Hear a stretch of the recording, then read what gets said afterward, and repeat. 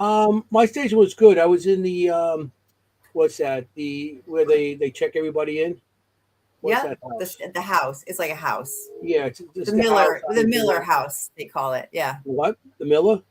The I Miller don't know what it house. Yeah, was. The Mill because House. yeah, But they live yeah, I there. was in there, and I guess what I was doing. I was teaching, and I was showing people how to spirit sketching and the spiritual Wow. sketch art.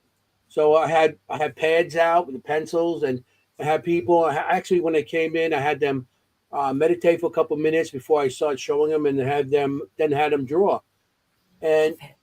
a lot of people thought it was. They thought it was interesting. I had one woman that was. She was a sensitive, and she started drawing, and she saying she seen somebody staying in the corner by the desk, and she drew what she had. So I thought that was Oh, interesting. Yeah, I said, "Oh, that's wild," and everybody actually drew. Everybody drew something. I just said, "Just draw what's in your head. Maybe it's something you don't know. Somebody might be coming to you, or it might just be a memory of something." So, or if you had experience, I tell them to draw whatever the experience was. And so I had a lot of people doing that.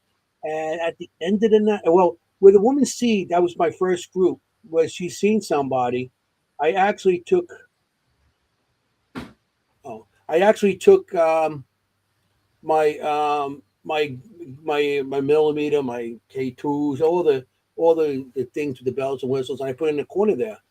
And after time we're talking about certain things, we're talking about something about spirits. Guess what? That little meter that you made me, the little round one with all the stones. It was every time I said start talking about spirits and stuff, it would ring. I see that. And that Hmm. same corner where that girl was. That's And then what at the end homemade of the equipment night, does. and everybody was drawing pictures, and they were drawing pictures similar to the woman. I didn't say nothing, but they drew. How Everybody drew pictures exciting! to this similar to the woman that was there. That actually was a psychic. That was my first group, and I'm talking about the second and third group, and they all had similar drawings. Um, I told Well, them all. what did they draw? It was like a young woman. They drew a Um, young woman. Gotcha. yeah, a young woman, and look around his face and the hair. That's what all was similar was the hairstyle. Like it was like a not like a little messy type of Yeah. hairstyle, and she was standing in that corner. Hmm. And Cool. the Like, woman, the psychic, the sensitive there, she said that she felt that it was a woman that was there, and she actually drowned in a lake nearby. And but Oh, she came. There's a lake or so. There's something there with water, I guess because of milk. She drowned there, and she was inside the house. And she oh, did come up with the game, which I don't remember exactly, but it was interesting. Um, yeah, and then at the end of the night, guess what? I was in what? that building. There's a bathroom, so people trying to get in, and the door was locked. So I get up and I go on, take the door. How to open the door and let people in. As I'm coming Yep. back, I see a girl on the top of the stairs looking down at me with brown hair, all messed up. I'm like, holy shit! I don't know if she came to me because they pointed it out, but the crazy part about it was like at the top of the stairs as you're walking, and there's a Yeah. banister, but there's a wall there behind the banister, the Yeah. banister attached to the wall, and I seen the person looking out like this from there. Just absolutely nobody could do that unless that wall wasn't always there, and that was a banister at the time. Probably wasn't. Yeah. And so it was an interesting night. We had a very It interesting night. was. very cool. Yeah. Yeah. We Yeah, So love our I Morse haven't people. heard that story about somebody drowning, and because that dam, it's a new dam. It was mhm, different before because the road is new. The road used to Yeah. actually be at the same level of the mill, so they actually had to like elevate the road up there and stuff like that. So that dam is new. I don't know how large that was before, but I can look into seeing if somebody did drown in that area. I'm not familiar with it, but doesn't mean it didn't happen. yeah, yeah, but that's Right. interesting. You know, um, so that was our weekend, and like I said, I had a good time there. You know, I You Good. didn't were get to go. warm in the house. We were freezing out there. Yeah, that was great. I was warm. The house was like so. I had my jacket off, and I go Yeah, outside. April's a little early to be Everybody's off, outside. bundled up. It was cold. Yeah. So yeah, it was. How about you, good. Kim? How are the Uh, horses? Nope, all good. Sorry about the trains. Yeah, all good. Didn't really do much this weekend.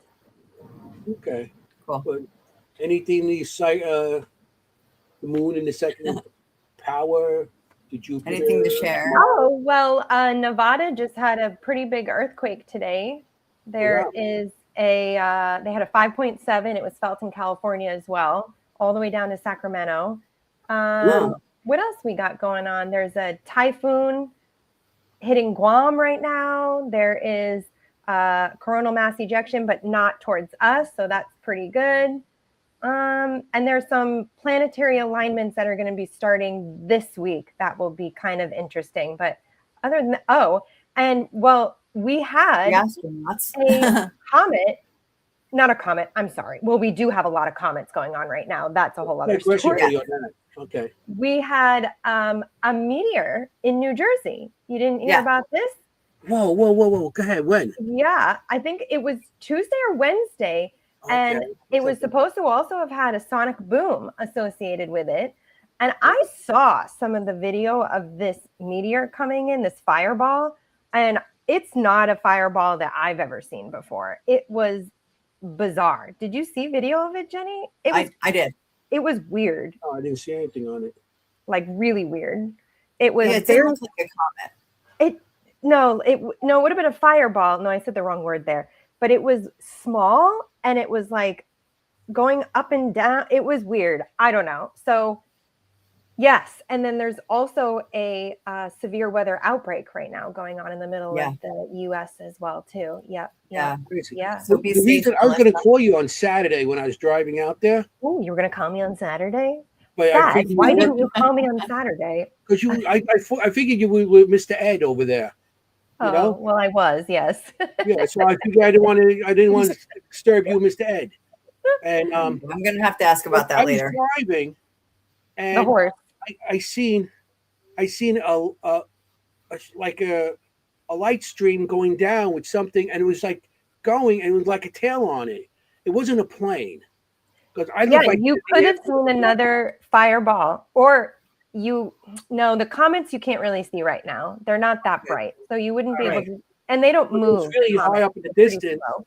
It was really high up in the distance. That's another reason I seen it coming down, and I'm like, what the hell is that?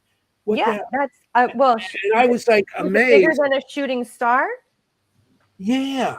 Yeah, so that would have been another meteor, or a fireball is what they call it. If it's brighter than Venus in the night sky. There was no flames or nothing. I seen a white thing. And it was weird coming down. And it was like I was on Route 80, and I was I think I wasn't that far out. I'm not sure how far. I think it was like going towards Pennsylvania when you go to that last. Yeah. And I got I'll off. look it up. And I'm just looking. And I'm like, what the hell is that? And nobody else. I'm in a car, so I don't know what anybody. I'm doing 70 miles per hour. I'm not gonna, but that was crazy. Yeah, I'll look it up and see if there were any more fireball sightings for. You said Saturday night. There probably are a bunch of other Saturday night. It was fireball Saturday sightings. day. Oh, it's even better. Yeah, Saturday great. day. I'll look. There's a whole list. And I see this white streak. Yeah. I gotcha. All right. Well, before the world ends, we should introduce our guest. Well, we are right now like in an unknown debris stream. They don't know where a lot of these meteors are coming from. They actually don't know. There's articles on it. It's interesting. So I'll look that up for you, Anthony. I'll get back to you. I can do it right now, actually. But yes, Jenny, let's introduce our guest. I just want to tell you one more thing. I know Chris. I know, poor Chris. Yeah, I'm giving away our guests already. But I just want to say, on the way home on Saturday night, okay, I'm driving on 80 again, and I'm driving, and there was no cars around me. It was like all black, and I seen a shadow of a man walking in front of my car. Oh, that's right. Yeah. Right. So I didn't hit the brakes. I just started to slow down. And I slowing down, and this thing just went, and I went, and it just like was gone. It was like went right through me. right through the car. I'm like, Where was this? Do you know what exit? I know that's what I asked. I'm not sure. I Oh, really. it God, was like- Anthony, it this was- happens again. You it was mark all the around the place, same spot. I you mark seen the it. town, you get the Same number on the side, and you Exit call me. number, Okay. And then I mile look up marker. what happened there. I was up for Come 23 on, hours. Anthony. I'm not looking Come at on, Anthony. and stuff like that. I'm looking to get my pad and start drawing the damn thing. That's what I'm looking for. But yeah, Don't that do was that while crazy. you're driving. All I right. mean, I could see the head, a little hat. It was one like a fedora type of hat. It was Why like did a you see shadow it so clearly at 80 miles an hour? because it was in front of my car. It was a deer. No, I'm kidding. It was a very fancy deer. It was so sophisticated. It is. Aw, Anthony. So yeah, it was interesting. So okay, now we're gonna introduce our guest. I know. You had an he's like- exciting I week. have all my windows open. If it gets loud, just tell me because there's like trains down there. Oh my God. I'll close that. Let's Sorry. That is reroute loud. the train Well, for the It's night. when, it's like that time of year where you're like, do you leave the window open? Do you shut the window? It gets cold at night. It's hot in the day. Sounds like it's Um, in your house, that train. I know. I'm going to turn it off. I'm going to shut it. I know. And it's not. It's so far. It's really far. It's like a mile away, but it's just That's the way it is. impressive. What do? Reroute it. What train? I don't hear any train. No, I'm kidding. No train. So, Guys, we have a guest. Oh my God, this is like we're losing the audience. Let's go we're having the introduce best somebody. guest ever, and it's taken us the longest to bring him on. Yeah, I Okay, know. ladies and gentlemen, we have a wonderful guest tonight.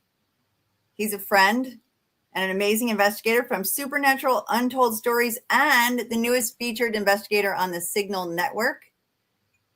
If you don't know the Signal Network, you don't know anything. You need to check it out on YouTube. Wonderful, wonderful stuff. Please welcome Chris Mendes. Here he is. I Hey, feel like I buddy. feel like a round of applause on that entry, Jenny. Chaos tonight. I like it. I like Weather it. gets warm, Chris, and we go crazy. Yeah. Hi, give me- I Chris. for- Welcome. Hey, how are you? Thank you. Thank you for having me on. It's pretty exciting. I almost forgot I was going to be on the show. I'm sitting here watching you guys, listening to your stories, and I know. I'm sorry. We don't usually talk that long, but Well, know. Chris Anthony's knows me. got He knows one I do. more. yeah. I was definitely. But Anthony feeling saw it. a dead guy on Route 80, so he had to get to it. Yeah, how to get to that day? I'm telling you. They go We're gonna have to. We're gonna have to recount your steps and traces and see exactly where it was that you seen that shadow figure. We'll have Yeah. to, we'll have There to you figure go. that out for you. Yeah, I mean, I was so freaking tired. I'm driving. Everything's dark. I'm driving, and I'm like so tired. And then this idiot comes in front of my car. Yeah. I'm telling you, if it was a real person, he's still on Route 80. He's road pizza right now. Oh my God. You have to buy a Tesla next. Use their little. That's what I was person going to say, feature. Chris. I was going to say that exact same thing. I'll get it Oh, This done. is that's so funny. dark. Yeah. It's got dark fast. No, it didn't get dark. The Tesla actually sees the shadows. It sees Yes. It picks up like thermal heats, like body figures, and a lot of people have been Yeah. experimenting with them in cemeteries and driving around cemeteries and picking up figures Yeah. that aren't there. They're walking by the cars. Oh. It's almost like a SLS camera in a car. It's really what it comes down to. Yeah, we just Really? talked about this in our last show. Yeah. Yeah, Mhm. those are wild. Yeah. They're pretty interesting. Yeah, Seen a lot of people use for that, but give it me would have some- helped if you take one out. you'd have had it. It would have helped if you had in that scenario. I'll tell you. Yeah, well, Or a if I had a, dash cam. if I had a Tesla, I mean, yeah, it'd be a different story. But then I won't just see them. I would have them on the screen. I would have them everywhere. I mean, they don't always come to me. Well, I'm just how happy. It would have. They It would have all recorded follow everything. you. You know, they This don't- is a great theory that Melissa has. He appeared to you to wake you up so you didn't have an accident at the wheel. I like that. That's possible. Yeah, I was thinking the same thing too. It didn't Were really you? wake I me love up that theory. Yeah. because I Yeah. went right through it. Didn't wake me Everything up. I just for a went. reason. If it's real or if it's not, it's going to get run over. We've all been there, right, Chris? They're at like 3 o'clock in the morning, 4 o'clock in the morning. You're just like, just get home. Just Yeah, get there's home. times There's times where I make it home and I don't even realize I remember half the trip. I'm like, how did I get here? Yeah, I know. It's It's like I'm scary. pulling up, the sun coming up. I'm like, I'm home. Oh my God. Windows open, like pounding like Red Bulls. Yeah. So I know Definitely Chris brings and back I- memories. Yeah, If you know, Chris you and I go know. back a long time. I mean, we did the Shanley together. We did White Hill together. We did the White Hill. Write it up. We did the Shanley and White Hill together. We did a couple of things together, Bingo. and but yeah, we go back. And I actually, when you had your podcast back in 100 years ago, I actually drove down to where in Jersey, South Jersey, somewhere or whatever. Yeah. The most further south you can get to South Jersey. Yeah, and I drove think down there. Yeah, we were. Was that Paulsboro or my old house in the woods? I think it was in the woods. No, wasn't it? What's his name's house? Gary's house. Yeah, it might have Yeah, been Paulsboro. Yeah, It was Gary's yeah. house. Yep. That was still about an hour from my house, further south. Yeah, because it was Wow. Gary's house because he had some kind Yeah. of camper in the backyard that he was going to convert into some kind of Yes. paranormal transportation thing, and Yeah, we were gonna have a move-in podcast. We are gonna be able to drive the bus different places and just have podcasts all over the place. that would have been Which good. would've You been come neat. up to Queens here. Hey, I wouldn't have to Yeah. drive all the way down there. Yeah, exactly. Would have been It was fun. a good That's podcast. fun. I had a And good get it time. stolen. Yeah, well, what do you think? all What do you think? Where Drive are you? it Where do all you up. think I live? Won't leave. Where do you think I live? Well, you know, anyway, Stone. Chris. So, Chris, why don't you tell us? I would love to hear your background in the paranormal, how you got into it, what you're doing now, anything like that. Yeah, of course. So, honestly, I started back in 2017. Before that, I used to live in Puerto Rico, so I was kind of like experienced with a lot of different paranormal activity that you would see. However, during that time frame, your parents would tell you, "Hey, that don't believe that. It's not true. That's it was kind of taboo at the time. Like nobody really Mhm. wanted you to talk about it. So I kind of like outgrew it, and I've always tried to find a logical explanation for everything that I come across before thinking is automatically paranormal. And everything kind of changed, and that's kind of where I started getting real into the paranormal back in 2017. I started going through some personal problems, personal issues. I was out of work for a year. I didn't have my kids at the house at the time, and I was kind of going through a tough time. And I started spending a lot of time at the house that I was in by myself. So, like we were talking about, most furthest point you can get in New Jersey, Quinton, you can see Delaware right from your backyard almost. Oh my God. Um, Exit so -10. it's actually exit 0. The exit 0. Exactly.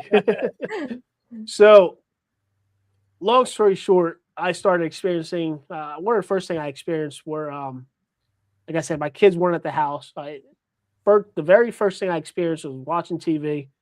I lived just for visual representation and purposes.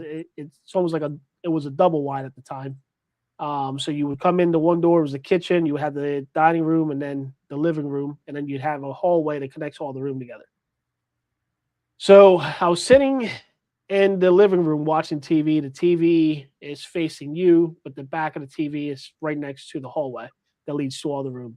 So I'm sitting there focused watching TV, and the first thing I hear is footsteps coming down the hallway. Then again, there's nobody at the house. It was just me.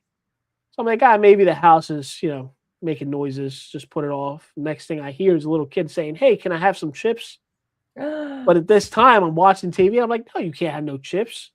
So I looked over. I'm like, "Man, my kids aren't here. There's nobody here. What the hell did I hear? Like, Oh wow. what did I hear?" I responded back to it.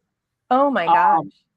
So I get up, I walked around, checked. There's nothing there. I looked outside to see if maybe there was some kids outside walking around. Nothing. Wow. I had 15 acres in my property, so the fact of trying to hear something from outside would have been almost impossible because I lived in the middle of nowhere.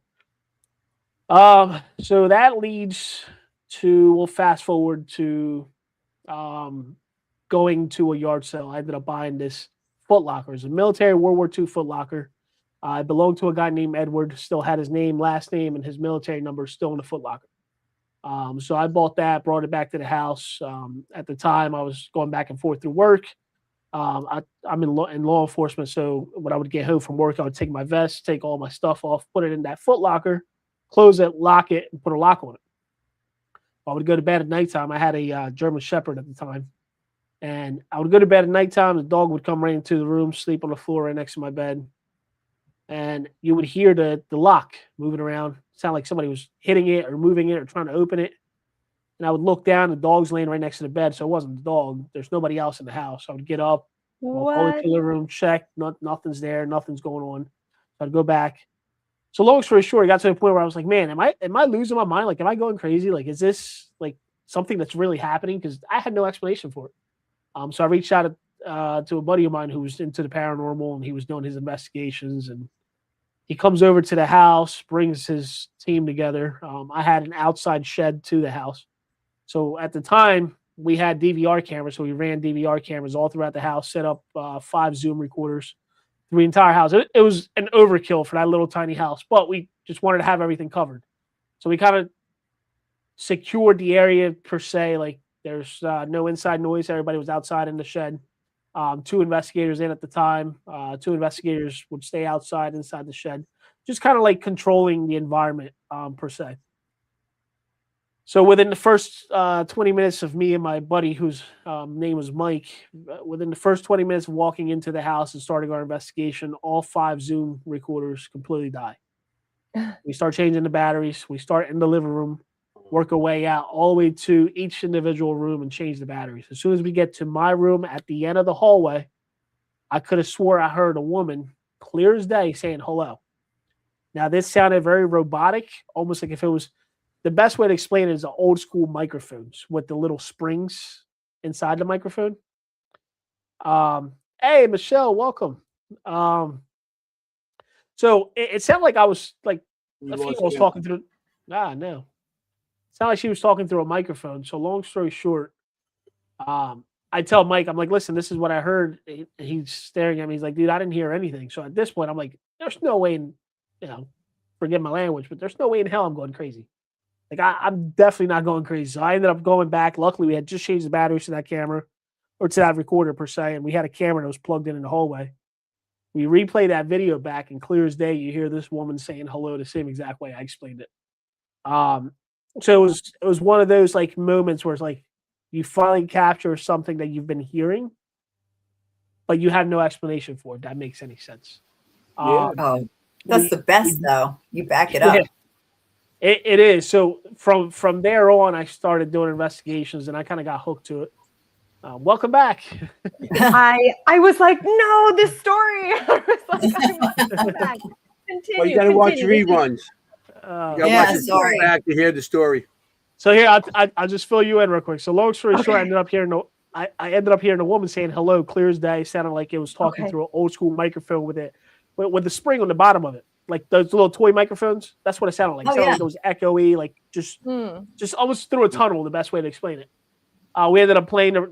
My friend who was in there with me, Mike at the time, did not hear it. So at this point, I'm like, I'm definitely going nuts. Like, I'm hearing things, he's not hearing it. Like, so we ended up replaying back the recorder and the video camera that had just the recorder had the battery changed, the camera was plugged in.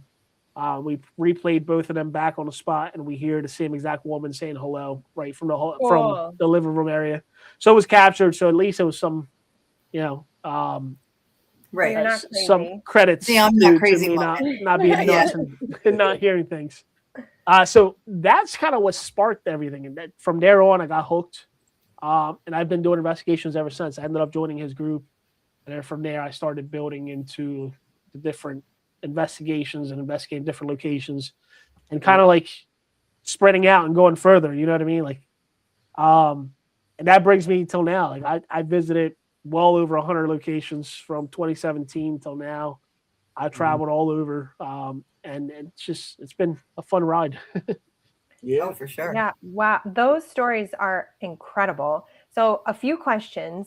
Did you guys ever kind of figure out where the activity was coming from, or who or what? Was it the land? So that leads to another story I haven't really told many people. You guys are probably like the 6th podcast I've ever mentioned this story on. leads back. You guys were talking about Native Americans. Yeah. Turns out that my land was a Native American land. The back of my property had a really big ditch.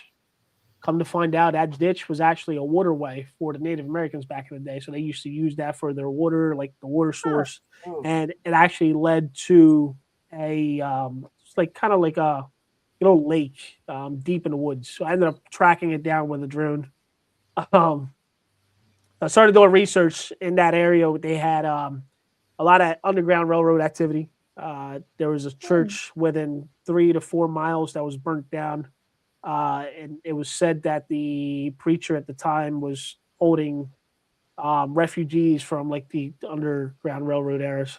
And the locals found out and burnt the church down with the people in it. Yeah. So that's one of like the biggest markings in that area. But come to find out, the activity in my house, the main activity actually was lurking between all the properties in the area. So talking to my other neighbors, they were experiencing the same exact activity. Yeah. Wow. Oh, wow. Come to find out, that was portion of the activity where the women and the kids come from. Now the Foot Locker, come to find out, the guy who was the owner of the Foot Locker, whose name was there, while doing investigations, we learned that he was still there with that Foot Locker and basically didn't want to see it get ruined. He just wanted us to take care of it. And I still have it till this day. Now, with that being said, it leads me back to the Native American side of things. I'll give you another story. This is a story before we investigated. This was the main turning point where I had Mike come to the house and check the area out. At the time, I had a German Shepherd. It was they call it a red German Shepherd. It's like a darkish, like brown and red color with black. His name was Trigger. Kim's a veterinarian, so she knows exactly what you're talking cool. about, but I don't. Yeah. I love German Shepherds. They're beautiful dogs. They're I like have soul dogs. Yeah. Here, this is my all black one right now. He's laying right next to me. I don't know if you can see him. Teddy. Oh yeah. Oh yeah, he's a there big he is. boy. He's all black. It's 125 We're pounds. Yeah, he's We're a big super boy. pet friendly. I love Yeah, that's so- like how much? 100 and what?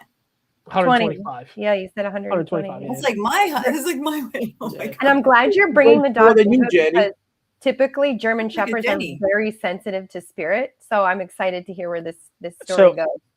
Yeah, so Teddy, I've always, ever since he was a puppy, I have been bringing him with me to investigations. But Oh, cool. leading back to the German Shepherd. So I've always had the German Shepherd. If I was at the house, he would be outside running in the woods, and he would come back when he was done. So I got back from fishing. I backed the boat back up. I was cleaning the boat, and I see this what looked like my German Shepherd coming from the woods. And I'm like, there's no way in hell Trigger was out.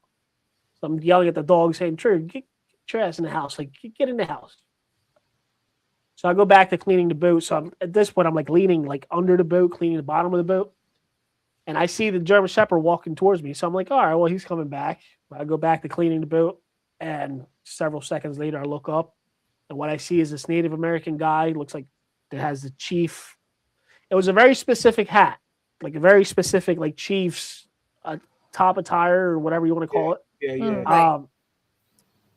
Very specific markings and different jewels, and then he had a like a leather like skirt, almost like you would see in the movies. To be honest with you, but he was very leathery, like it was very realistic. So I'm staring at this thing. He's staring at me. At this point, I'm like kind of leaned over under the boat, looking up.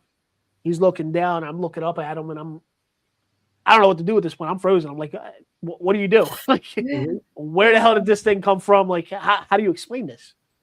And as I'm staring at it, he does an about face, walks back towards the wood. As he's walking back towards the woods, he becomes this German Shepherd and disappears in the woods. Cool.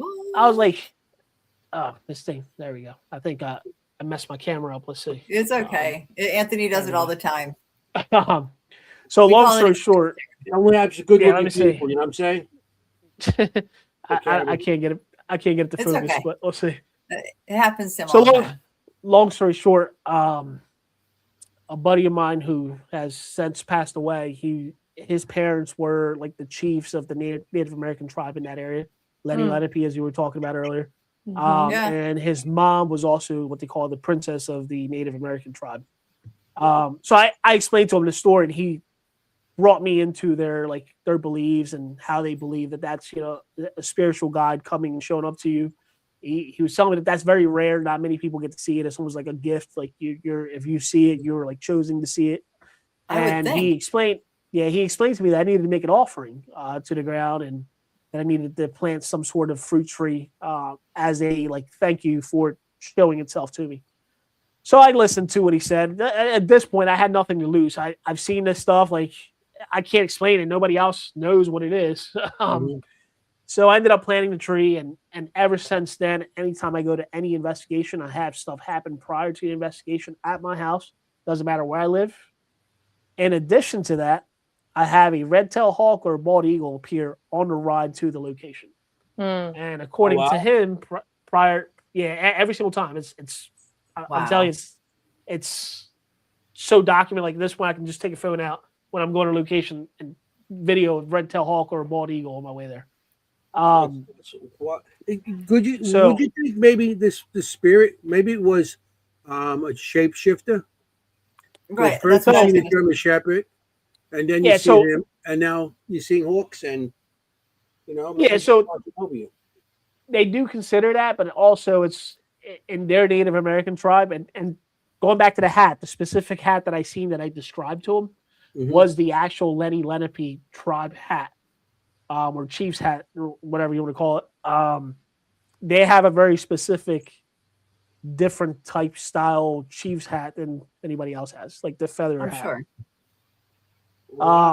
So yeah, it was an experience that honestly I've never really told anybody. This is probably like six podcasts I've ever told, only because it was that profound. Like I just say more of a unexplainable. Like I couldn't explain it. If I tell anybody, everybody would think you're nuts saying that you saw that. But it was something that happened that I saw, and like it was just interesting. But also it's very really spiritual. Like it's not just supernatural or paranormal. It's very spiritual. Yeah. Well, I also think, you ended up living there for a reason. I don't know the circumstances why you ended up living there, but I am suspicious that this may not have been choice A or B, and you ended up there as it was supposed to be to have that experience.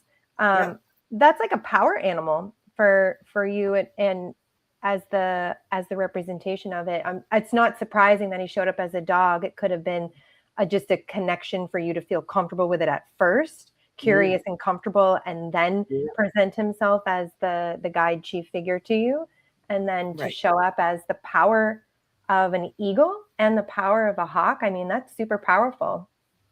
Yeah. And from what I was explained is that the eagle and the red-tailed hawk, the eagle is actually the highest level of protection you can have in the Native American tribe, and the red-tailed hawk is the second highest, which is interesting and cool.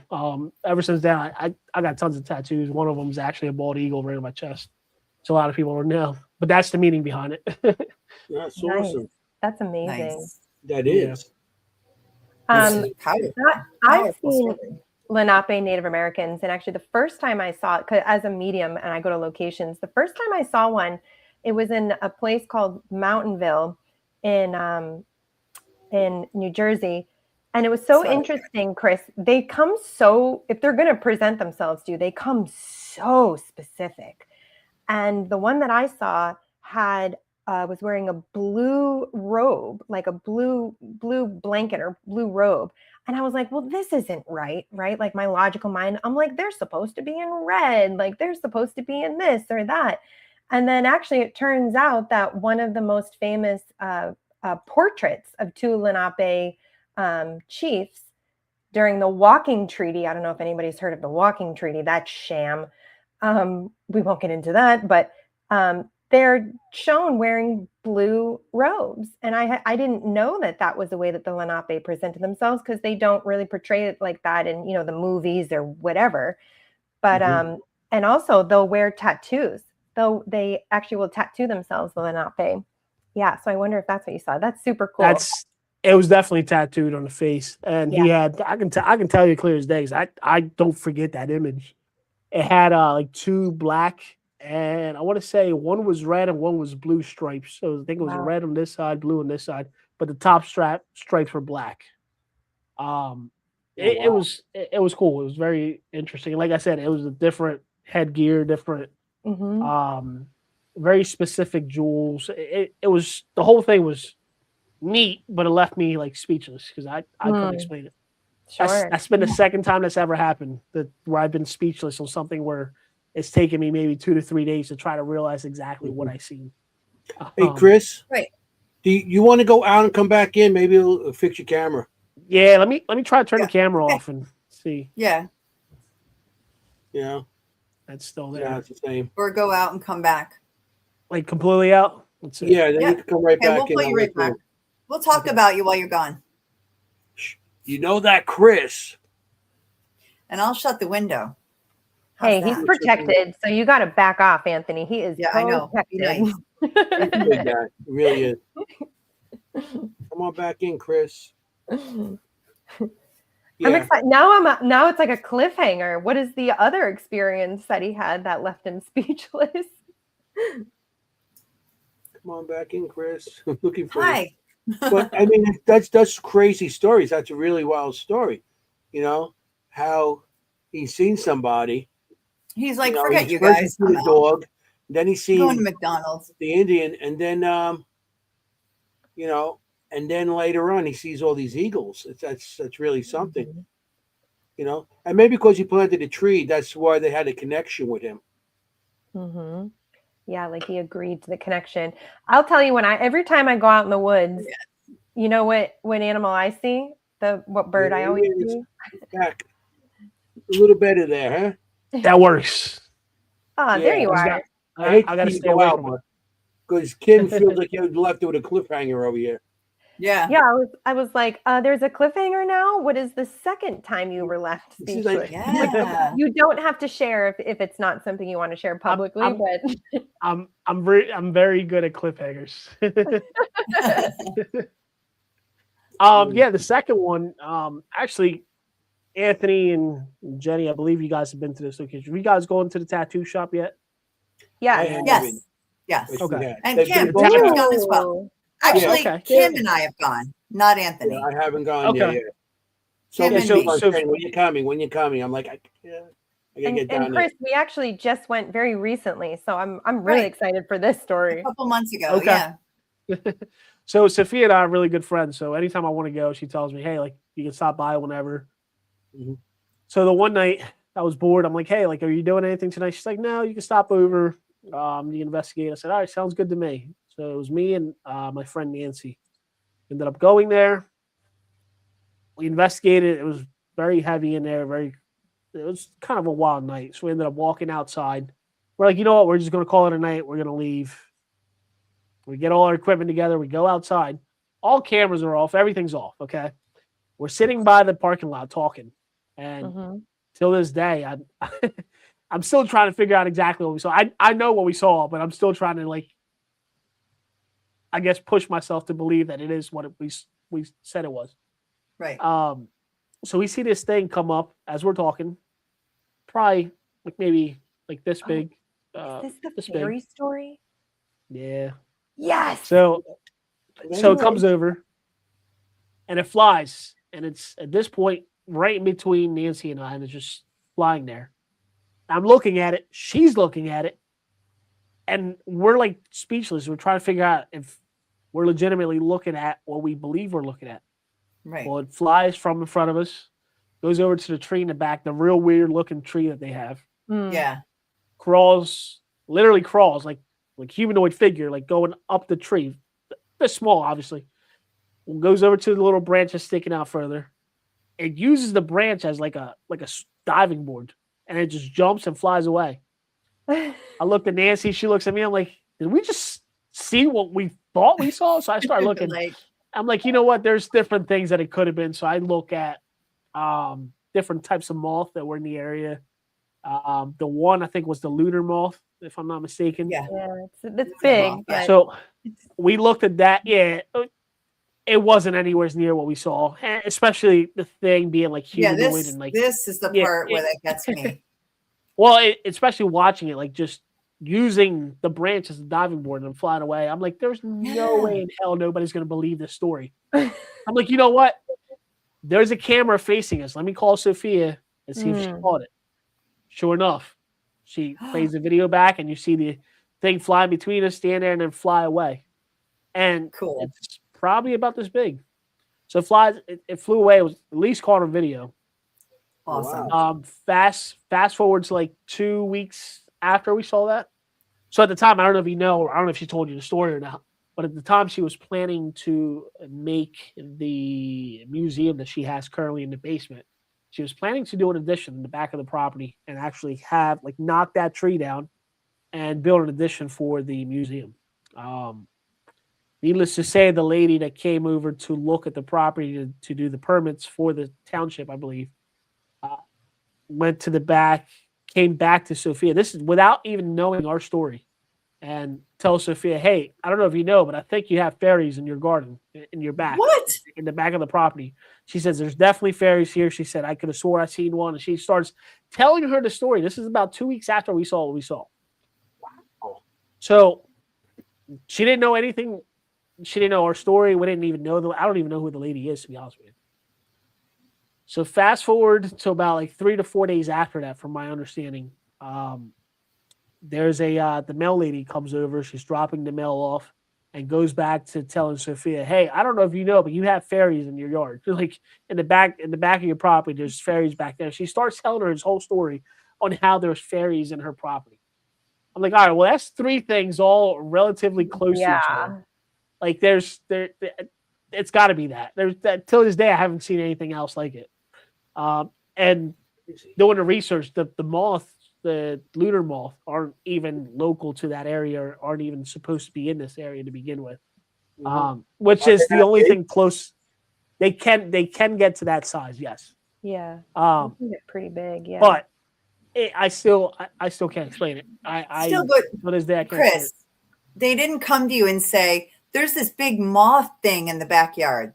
Everyone said, "There, you have fairies back there." Like that's what interests me, like the language of it. Because the first thing, if I'm a mail carrier, I'm going to walk by there and say, "Oh, that's some kind of big bird bug thing back there." Like my first thought is not going to be fairy, right? Yeah, Right. and that's during the And day that- too. Your mail person's Yeah. coming during the day, and Yeah. And the fact that they go right to fairy is like, what? Yeah. Yeah, I know. I Not many don't know people if you- talk about fairies. Yeah. You know? Well, Right. to be honest with you, I thought it was all BS. Like, I mean, even like the paranormal side of it for a while there, I thought it was BS too, because I was trained to think that way. You know what I mean? Like, I was always Right. taught like Same. there's always a logical explanation for everything. Like, just try to figure out what that explanation is and see if it matches to what you're seeing, which is what I always do. But when you can't explain it, you can't explain it. You can't sugarcoat the unexplainable. You know what I mean? Yeah. Sure, that's right. But as of recently, she actually captured inside the tattoo shop, a image of a light anomaly that looks like a fairy flying in the hallway. Yeah. Wow. So that was the most recent one. But that place it's insane. The activity, it's wild. Actually, that's the last time I was there. I had an object move on its own on camera, and I have that video, which is kind of cool. Oh wow, where is that? Where is that? So as soon as you come up to the checkout area, like right where as soon as you walk in the door, you know where the skeletons are at? Yeah. Where she has a skeleton walking into the tattoo shop. Mm-hmm.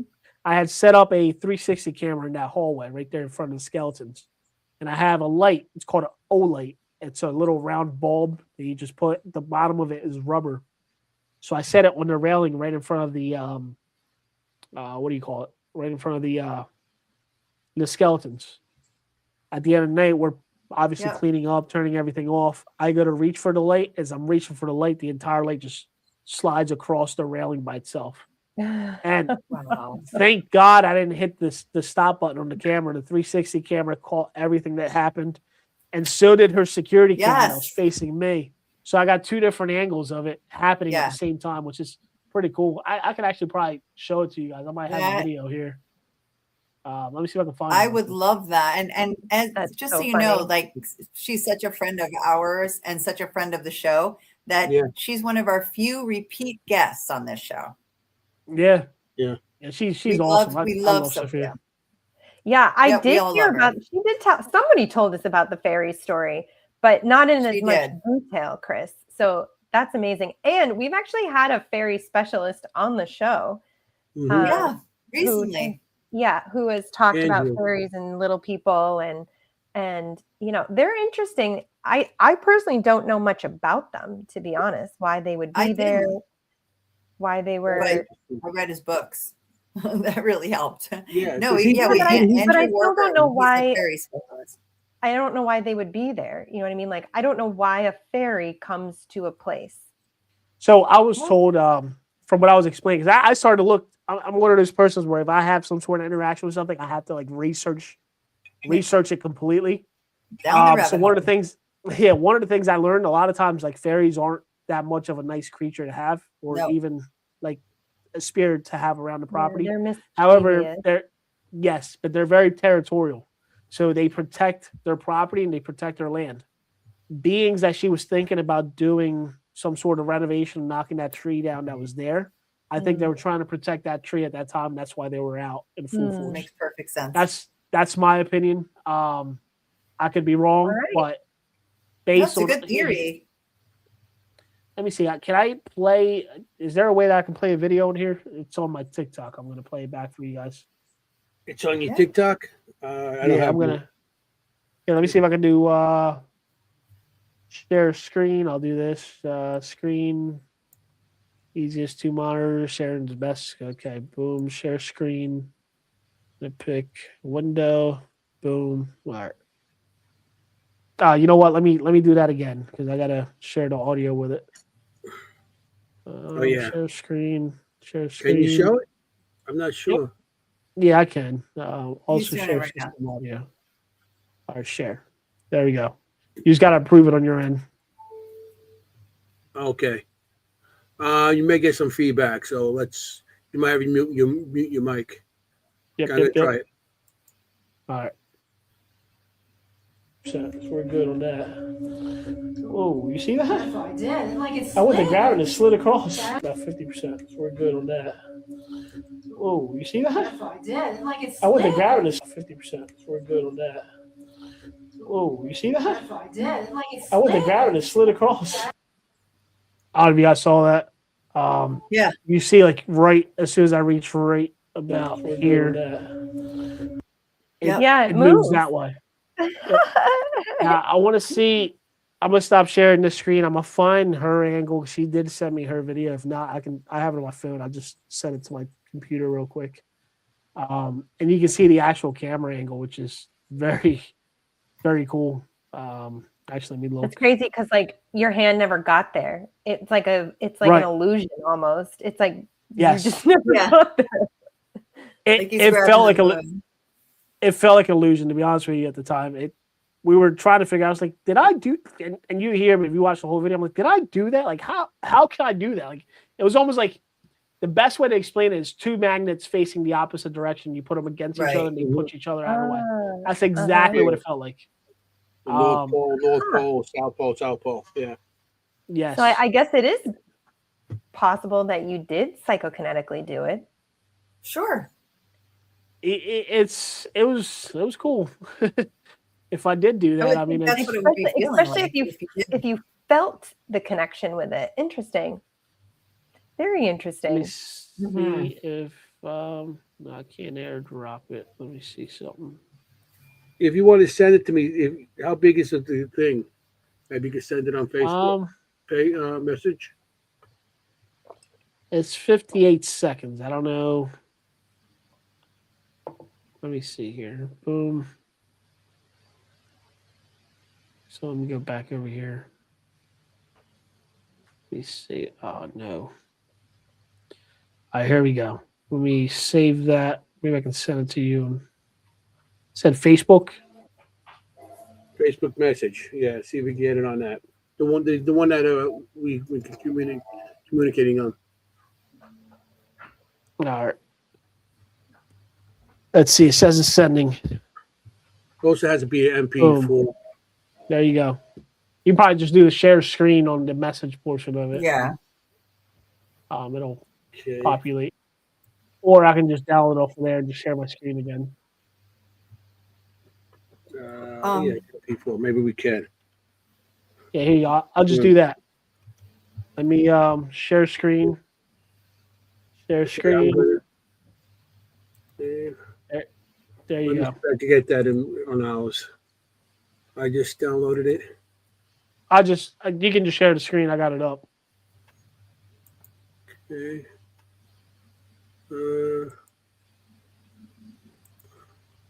Okay, it's downloading on my end, I think.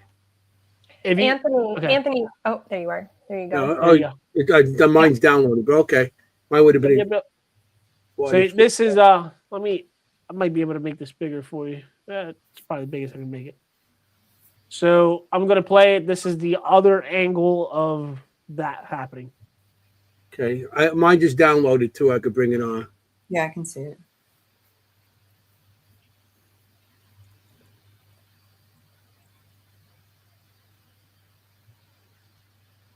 So I'm checking the camera out. Get ready to stop the camera. Just turn my other camera off. Right. And just That's slides. wild. Well, I got to Really see that up. again. That's Wow. wild.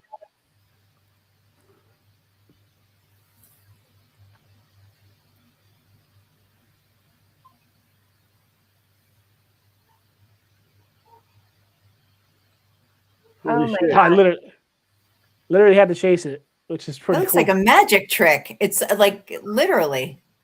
I don't know if you guys know, but all these skeletons are real human skeletons. Yeah. Yeah. Yeah. This Yeah. and the ones back here. I'm gonna bring it on the full screen because I downloaded on my end.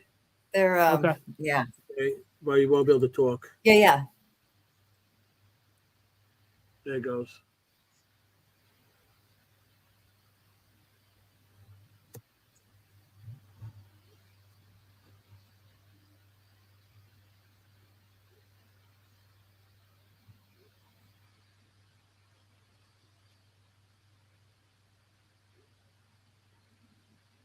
Yeah, that's I don't know if crazy. you guys. I just noticed this on this video. I don't know if it's a shadow from me, but if you look at the floor, it looks like there's some sort of like silhouette, like moving around with my movement. I see it. Yeah, it might be my shadow blocking out that light. Yeah. Do you have a body cam on? No, I actually had that hand camera. It's one of those nice Insta cameras, and I had just turned it off when that happened. The only thing that caught it from the other angle was that 360 camera that I had right next to it, which was That's crazy. Yeah, I was looking at the mirror and everything. Yeah, that's great evidence. It's also so good that you have it from multiple angles. Yeah, I'll tell you what, that's that's where you get that. That's right. that And that 360 camera has come in handy in capturing a lot of like good captures. To be honest with you, there's Mm. things that I've captured that never in a million years I would have even ever thought about capturing. right. And it's all happened on accident, which is kind of interesting. Mm. I'd say accident, but I don't think there's such thing as accident when it comes down to No. the spiritual side of things. That's if you notice, I changed mine. I call myself a supernatural spectator because I feel all the years I've been doing, spirit does not want to show. Does not. They show you what they want. We sit back. We think we're going to get them. They show you and they give you what they want. It's not like we're going to hunt them or capture them. We're going to do the interview, investigations and the research, but they don't give you anything they don't want to. So I feel we're spectators more in their world than we're going into their world thinking we're going to tell them to give us something, So they don't. Yeah, share my thing. It's the same way I investigate anywhere as I go. It's Mhm. more about respect, to be honest with you. Mhm. You got to respect that location. You got to respect that place, and if you Yeah. come with respect and you have a good energy, I seem to get a lot of good stuff with that. I've investigated with people that come and basically aren't respectful whatsoever, and you don't really get much, or if you do get something, it's never happy. It's Or never a good they're spirit. open to it. It's Like a they're not yucky open. feeling. We Yeah. we just did Penhurst, Jenny and I, and we went in with some people. I'm like, okay, now listen. When we go in, we just sit there and let the building talk to us. Mm-hmm. Just be quiet. Just let the building start talking to us. 'Cause a lot of times, spirits has to get used to you. So if you're there, let them get used to you. Let them just listen to the building, because the building talks to you all the time, you Yeah. know, and spirit's going to give you what they want. So if you're quiet and you go in and you talk nice to them, and then, like you said, respect. I'm always for that respect. Don't go in and challenge them. Don't have a challenge. Just go in respectful, and you get more evidence out of the deal. I've experienced two different sides of Penhurst. We've experienced Yeah. the nasty side, and we've experienced the good side. And the first Yeah. time I ever experienced it was we were there. The people we were there with at the time they were antagonizing everything that was there, and it's something you don't want to do. Why? Not a And place. Why? we had to stop the investigation because of how dangerous it got. The one guy had a big, heavy, like one of those heavy duty locks. He was in a tunnel, and the whole thing just got launched at his back. That's as hard as he Really? could. The other girl, this was the first time, I think, first and only time I've ever seen this. It was more. I'm not calling it a possession, but it was more of a jump. I think she got jumped in a way. Her eyes completely turned black. She was sitting down. She looked up at me. All the part of her white eyes were completely black, and she wasn't there. There was nobody home, so we had to carry her out. And at that time, we started pretty much getting everybody out of the building. So I went. We took her outside, left her outside the doorway. So I go back down to the basement of the one building we were in, and we started getting everybody out from the basement area. And needless to say that while I was down there, I looked behind me. She was back downstairs with us. I don't know how she made it down there, but she was back down there. So we had the other two guys bring her back up because she wasn't there. When I mean like she wasn't there, like you were talking to her, and it was almost like there's nobody home. Wow. As they're bringing her up, they broke through the doorway again with her back going to the outside of the property. And between all the chaos, I forgot to turn the spirit box off. And as we're coming up the steps, they're just walking through the outside door, and you hear the words F you and the person's name. I'm not going to say their name because I don't want to put them out there like that. No. But it says F you, her name. And within that split second, she drops to the ground and passed out for over a minute. Wow. So long story short, we called it a night. We're like, we're done. Yeah. There was people antagonizing that should have been antagonizing it. And I wasn't. That's one of the things I'm not cool with. I'll call the investigation off and I'll walk away in a heartbeat. Of course not. And I went there. So what's interesting about that whole investigation is that I actually recorded everything on my nice Canon night vision cameras. I had two of them. I had one on me and one handheld. Very interesting that when I got home that night to play the video back, the video was no longer there. No. Wow. A year and a half later, I go back to Penhurst, investigate it again. All the video comes back the minute I hit the Mayflower building. All the video goes right back to the camera, goes right back to both cameras. I brought both cameras back with me. And I was able to save all the video like right then and there. But it was interesting that it didn't want that video to be out. That second time I went out was cool though, because we ended up hearing what sounded like little kids giggling and laughing and going up the steps with what sounded like little tin cans and rubbing them against the fence in between the steps. We went running. That day had rained. That's a cool story. It had rained that day, so the basement had about an inch of water. Well, the area we heard the kids giggling and laughing was the steps that went down to the basement of the building to the right of the Mayflower, I want to say. Like the much further building they can get. I forget the name of it. Yeah.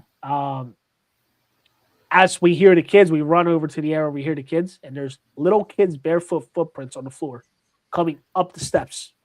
Clear, wet footprints from the basement. I have pictures of it, actually. I was going to see if I say, can I'm find sure you have a picture. I wish you said this to me. I would have put everything up for you. Yeah, these were probably one of the coolest capture I think I've ever gotten because there was no kids with us. I have my feet next to the little kid's footprint. You can see the size difference. Yeah. Well, and it was wet, meaning like, it was fresh. Day, Yeah. Exactly. Yeah. Thank you. Yeah, it was fresh. It happened right then and there. With they would have dried up. Yeah. Yeah. They would have dried up with a matter of seconds. The way it was hot that day. Too, on top of that, very humid. That's intense activity. Wow. Yeah, it's pretty cool. But like I said, you go there with respect, and you're able to experience a lot of these things. Yes, I agree. Where if you go there and I don't know, piss anything off, you're not I don't think you're going to get very much good activity. Yeah. Same thing I said recently. My last probably 4 investigations that I've been on have been up like really far up in Pennsylvania, like Laredo and what's that? Huntington, Laredo, and what's the other one? There's another name of the place I forget. But I've been experiencing a lot of like UFO activities, like seeing actual what appears to be UFO in the skies. Actually, as of last night, I was able actually at my house, I was able to see another, which we thought was a satellite. We looked up the satellites. There was no satellite up at that time, and there was no airplanes flying above us. And this thing was like moving at a very fast pace. I have a really cool, clear video of it. But it's interesting. Like the more and more you get to see, the more it opens your mind and eyes. Mm-hmm. And of course, I mean, I try to find, like I told you before, logical explanation for everything. But when you can't find an explanation, it is what it is. I'm trying to find these little kid footprints. I can't find them right now, but I'll definitely send it to you if I do find them. Okay. Let me see. That's incredible. Yeah, for What sure. you saw with the UFO, could it have, we were just talking about the fireballs. There was Yeah, a that's what I fireball was gonna say. spotted not far from you actually today. Yeah, so there was one on the 7th, I believe. Yes. Which that looks very similar to what I seen last night in the sky, which is Yeah. interesting. And it was weird. If it looked as weird as the videos that I saw of the one that was in the area in the 7th, yeah. I don't know. That doesn't look like any fireball that I've ever seen. Actually, let me see if I can pull up the video. Yeah, let me actually, Anthony, I'm going to send you this this video from last night. It's Because there like was probably 20. One today that was also spotted right by you. Yeah, there's a lot by me. So I am very close to the Salem nuclear plant, and I don't know what it is. Oh, Yeah. There's a lot of activity around that place. Yeah. Probably something to do with the pulsing yeah. radiation that draws Maybe, them in yeah. like moths. Yeah. So my Carries old a house Geiger used to counter. actually, my old house is probably 20 minutes from where I live now, and it sat right on the ley lines also. So it was cool. Oh. That's where you see the Native American. Yeah. Right. Okay. There you go, Anthony. I think it's if I'm not mistaken. I didn't get it yet. Okay, there it goes.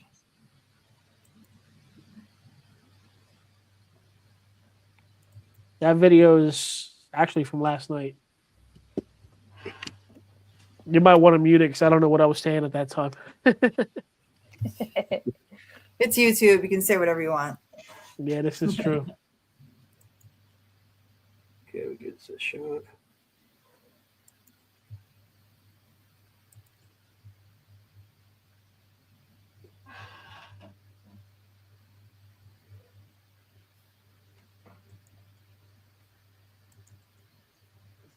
Okay, it's going. And this was in PA or this was by your house? This is actually my house. Your house. My Okay. driveway. Yeah. Did it come through, Anth?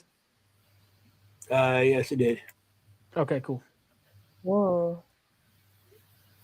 So I think you'll see it right there, very, Yeah. very far out in the sky. Oh. Yeah, I see Yeah. that. Whoa.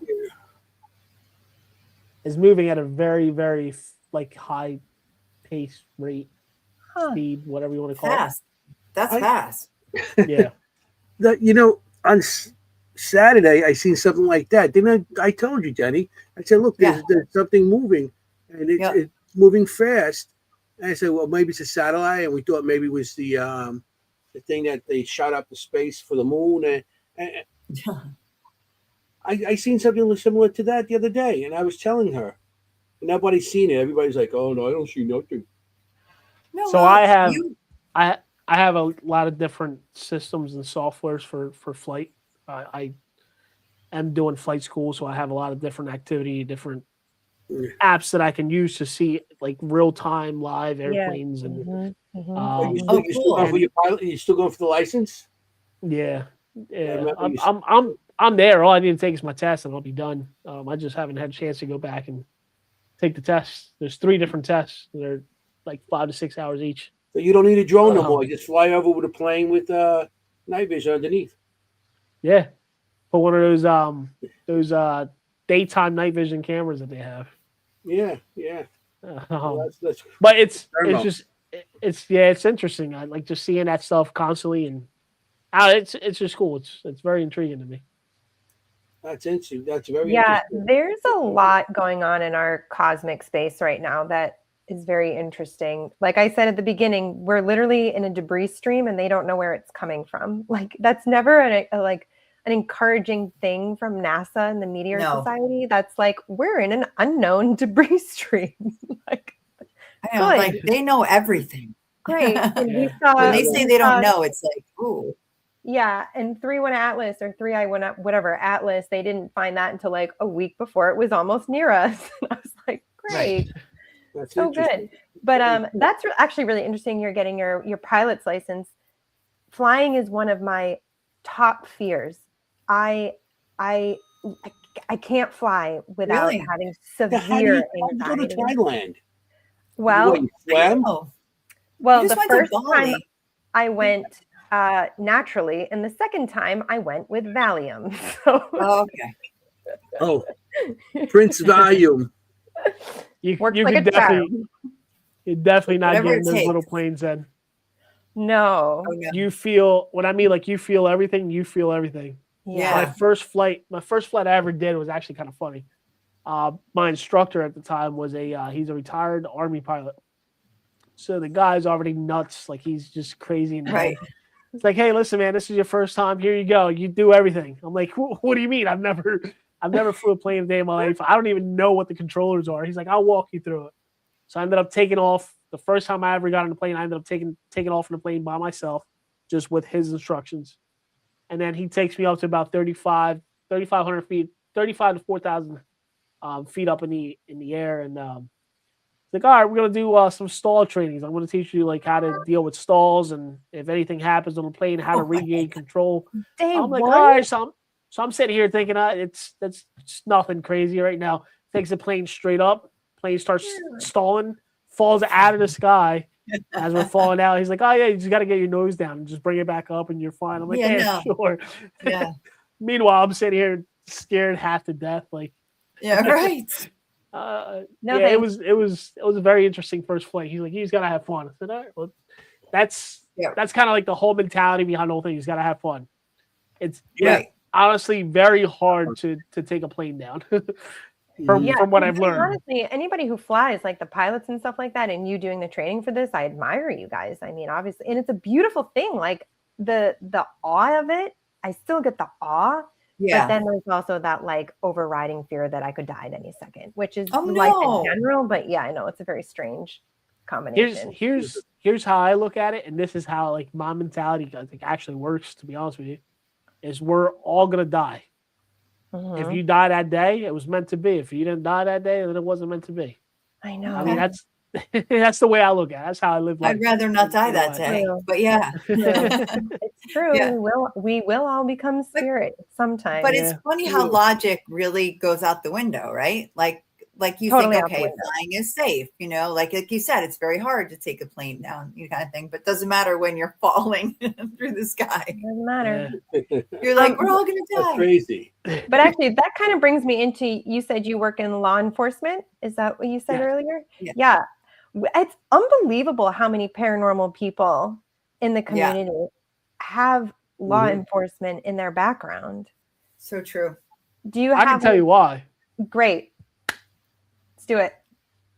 So, believe it or not, like law enforcement, you have to actually kind of learn how to read people, how to read the environment, how to read everything that's out there. So, honestly, I think in the way of doing that, it's in a way opening up your third eye without you realizing, which actually opens you up to the spiritual world. And the reason I tell you this is because there's certain, how do I put this where I can say this?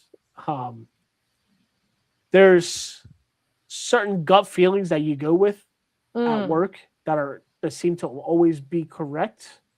Oh. Where in life and like paranormal, you're actually following that same feeling. But it's mainly with things that you can't see, if that makes any sense. I can completely understand this, and this is a perfect explanation. Yeah, Yeah. that makes so So- much sense.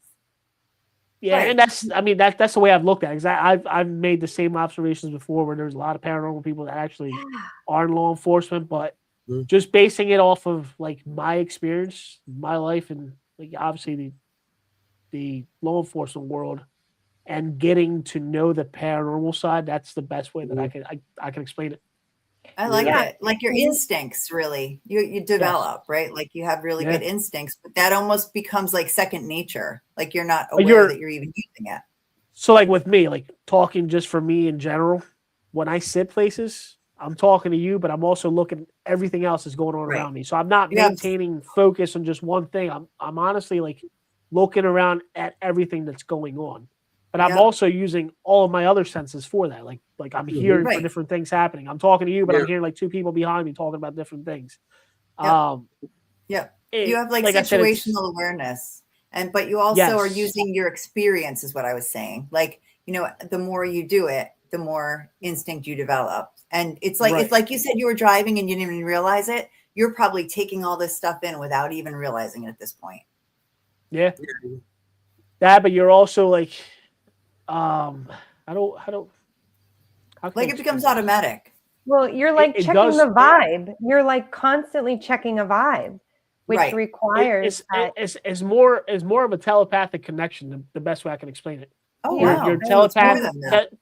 You're like telepathically like connecting to that person, and you Yeah. can almost tell what that person either has on them, what they're doing, or what just by making observations. Like even for work. Like let's say like I've done a lot of in my experience, I've done a lot of narcotics work. I've worked plainclothes like assignments. I've done a lot of things.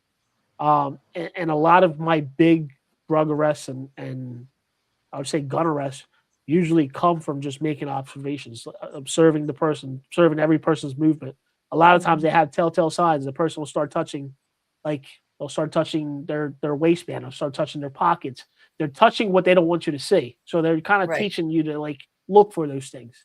Mm. But you also have like that automatic feeling that you know something's up. Like Yeah. like, Yeah. the best way to explain it is like telepathically, you can tell that there's something not right with that whole situation. You can feel their energy. You can feel like the stress that they're going through while you're standing next to them. Right. Yeah. That Absolutely. is probably the best way I can explain it. And with that, with having that ability, with having that knowledge and building on that, like years on end, I Yeah. feel that sort of like helps you in the paranormal side because you're using those same exact like I call it. You're using your third eye for things that you can't see. Mhm. And that's that's my best explanation that I have. You know what I mean? If that makes You know any your sense. For you. surroundings and what's It's a going great around. one.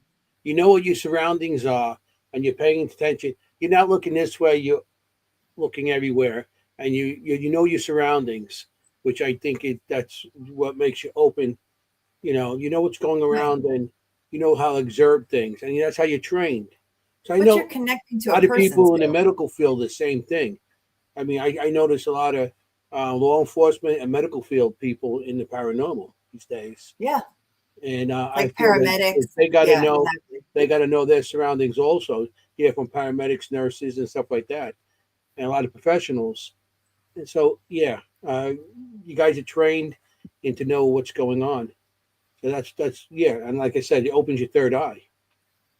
Wow. Well, it's very Yeah. similar. Like when I go into a location and I'm reading a location, I basically consider I'm immersed in the energy of the location and I'm like externally aware of the whole location. But it's not like a hard focus. It's not a hard focus. It's like an opened awareness focus. Mhm. But I mean, same thing, Chris. I mean, I work with animals. So the whole time, I mean, they're not speaking to me, but on the Right. whole time they're speaking to me. The whole You can time. read them. Yeah, you can read like like my dog. So I'm allergic to cats. I'll tell you this quick story because it's kind of funny. And this is an animal story because you're a vet, right? Mhm. So I am fully allergic to cats. I touch a cat, my whole eyes would swell up. I start sneezing, I start coughing, whatever. We were, I want to say, going like 3 years now. I was at my sister's house. I seen my buddy, one of the guys that I know, posted on Facebook that he found a cat. The mom got killed. And the cat was like a very tiny kitten, probably this big, barely old enough to survive on its own. I'm like, you know what? I'm an animal guy. I was like, let me go try to see what I can do for this cat. I go pick him up at his house, bring him back to my house, start bottle feeding the cat every day. I did all the research on what I needed to do to like get this cat up and running. Bottle feed it. He's obviously like now growing up with my other dog that passed away, which was the German Shepherd I was telling you about originally. Right. The cat now believes he's the dog, so he'll sit and wait at the door. Long story short, I'm not allergic to that cat. I still have that cat till this day. What? And he literally treats me like I'm some sort of like relative to him. I come in the house, he's waiting for me. He knows my schedule from work. He knows what time I get home from work, so he's waiting at the door for me. Yeah. He has this whole ritual he does when we sit there and watch TV. Like I'll lay down in a recliner. As soon as the recliner hits back, he jumps up on my lap, does this, like kisses my face all over, and then lays between my leg and watches TV with me. This is the like everyday thing. This is his little ritual that he does. I go to bed, he comes, tries to lay under the covers with me or lays on top of my feet. But ever since then, I am not allergic to him. Any other cat I touch, I am allergic to him. I am fully allergic. I'm still allergic to cats, Right. except him. Whoa. That's crazy. Goes back. I mean, I love that story. I foster kittens and I bottle feed kittens and I foster I've fostered hundreds and hundreds of kittens. Usually they're climbing on me during the show. So I know what you mean, but I got to tell you that, and Kim, I'm not a veterinarian, but I'm just a foster, but the bottle babies are the best cats. Like you would think they would be. The boy cats too are just that much. He's a boy. He's a boy. Yeah, they just become so like intensely attached to you and in tune with you, and like I don't know, maybe because you're really mom sweet at story. that point. Yeah, he gets very bad separation anxiety when I'm not at home. Yeah, I'll come back and he's like all excited, like like he's waiting the entire time for me. It was like a dog. When he was a kitten, he would sit at the door. When the dogs would bark out back, he would pretend to bark. It was like a meow bark. It was kind of cool. It was pretty funny. And he's developed this talking. So he walks around the entire house when he's like annoyed at something and just starts talking. You hear him like meowing, like almost like he's talking to something. Just walking around the house. Like what? The first time I ever heard, I was like, what the hell is going on? Is there somebody in the house? Somebody break in. That was a cat walking around talking. It was pretty He's like, funny. I'm turning into a human. Yeah, that's exactly what I thought. Yeah, a third cat, a third dog, a third human. This cat, but I think like the one that I have that was a bottle baby, like fetches, like same thing. Like if you're like, come here, Rick, he'll run up and jump on you like a dog, like he's like a dog. And I wonder if I never thought about that.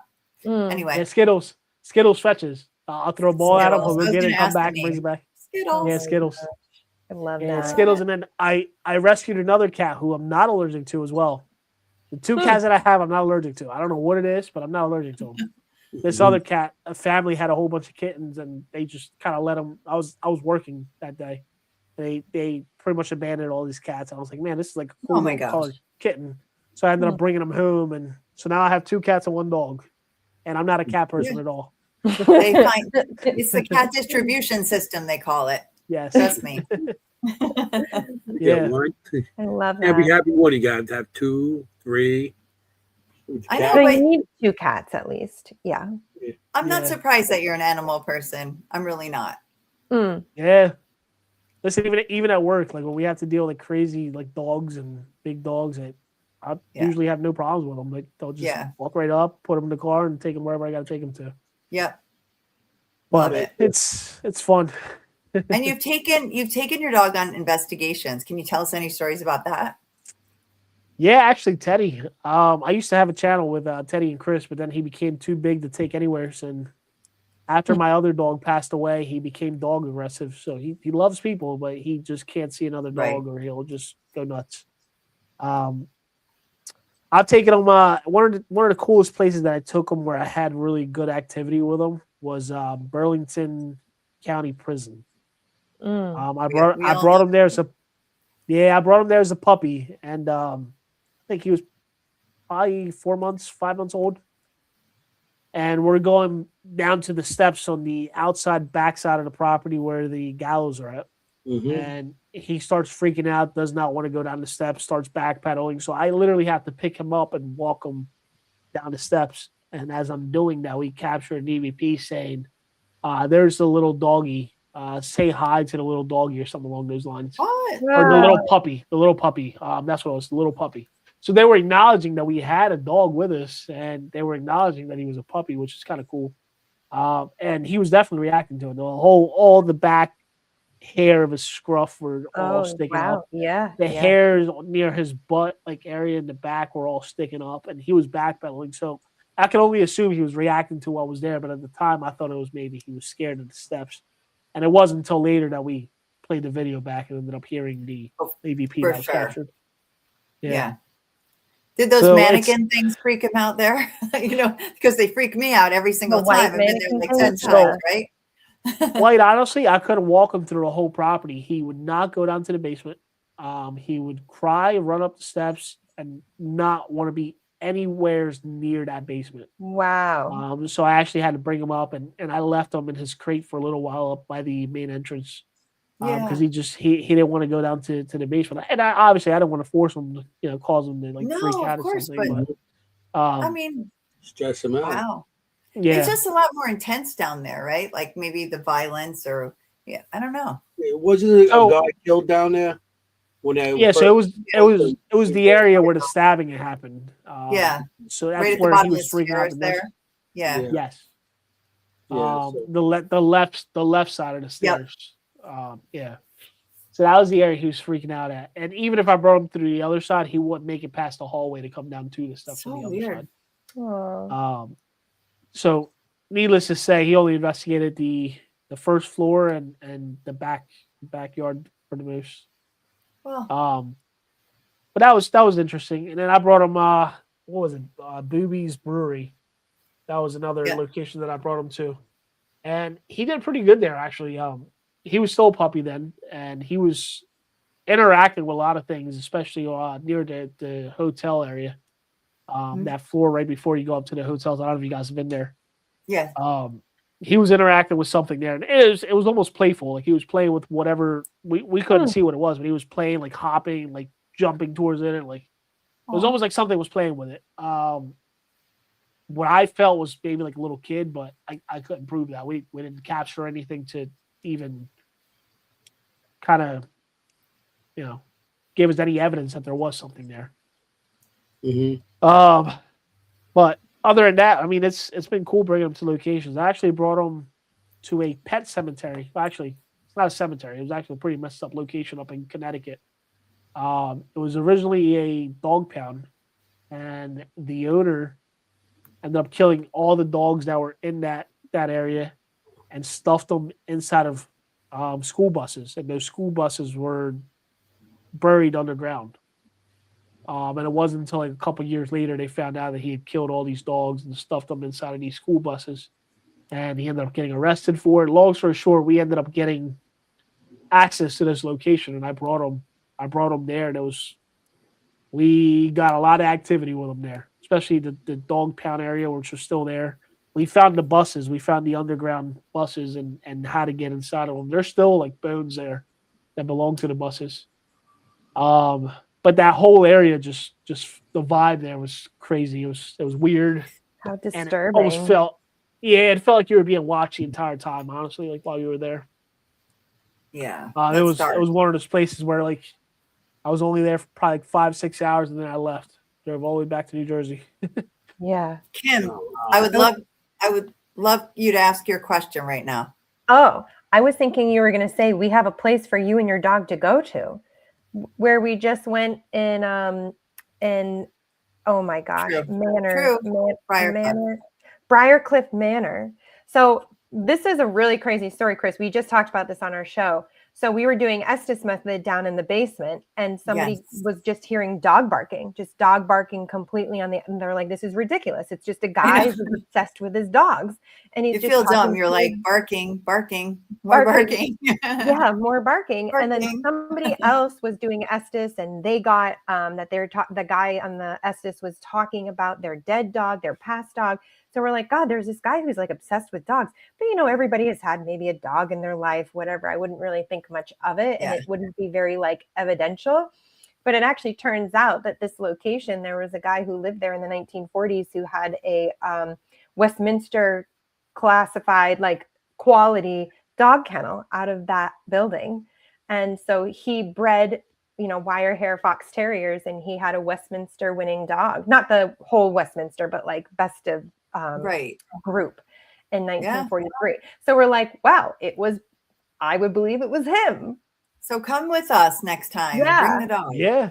Let me know. I'll definitely come. Definitely let you know. It's not far into New York, Yeah. near Terrytownish. Okay. Yeah, it's not terrible. No, it's Yeah, not. I've gone all over New York, like upstate New York, and investigated a couple Yeah, so different you know, locations up there. yeah, that Mhm. Yeah, side over there. Sleepy Hollow.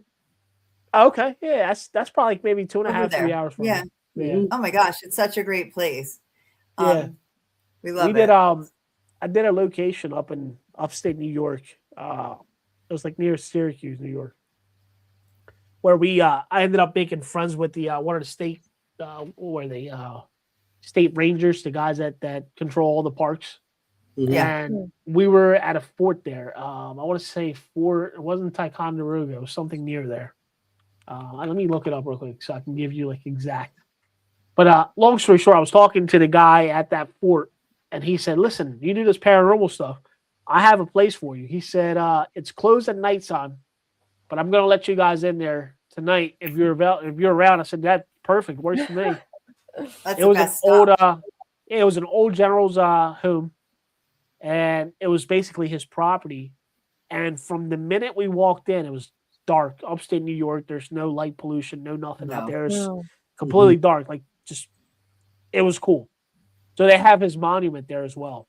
So he opens the gates, lets us in. We go all the way to the back. And as we're walking towards the monument, we hear what sounds like a woman just screaming, like from the woods, like out of the top of her lungs. This is before we even had cameras rolling, anything. We're just walking to the place.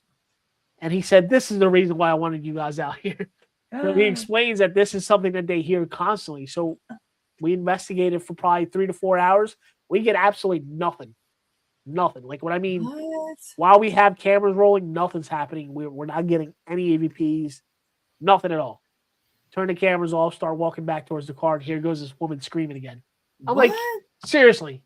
It happened when we walked in and happened when we left. Like there's twice that we weren't able to document it or even record it or even interact with whatever was there. Really? So it made me think that maybe it's just something that's stuck in a time loop or just happening every so often. You know what I mean? Or like a Yeah. But there was there was Banshee, just no like exactly. yeah. But it was he heard it, I heard it, the other person that was there with us heard it, and we couldn't explain it. And nothing later on the video or anything or audio. Wow. Played it all back. All you can hear is just nothing but the bugs outside and nothing else. Crickets and stuff. And you didn't hear it back. Yeah. That's Nope. interesting. No. It I was know Wow. exactly like what you're talking about yep, too. 3.5 to 4 hours worth of nothing other than us talking to. We've all been there, Chris. Yeah. Yeah, Oh, I more know. personal All been there. experiences than more personal No. than you get anything on video or audio, you know? Yeah. We had so I for the Signal Network I went and filmed. There's I think a total of like 6 different locations right now that I have to videos to make for these different Right. locations. I went to a location in Virginia called the Graffiti House. I don't know if you guys have heard of that location. No. The Graffiti House was actually used during the Civil War.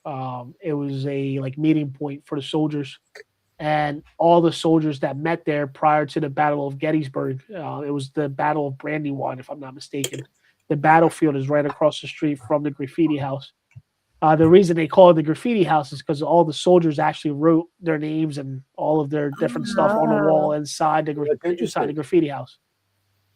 And for a while there, the location was deteriorating. It was falling apart. A lot of people stole different parts of the walls and took it with them.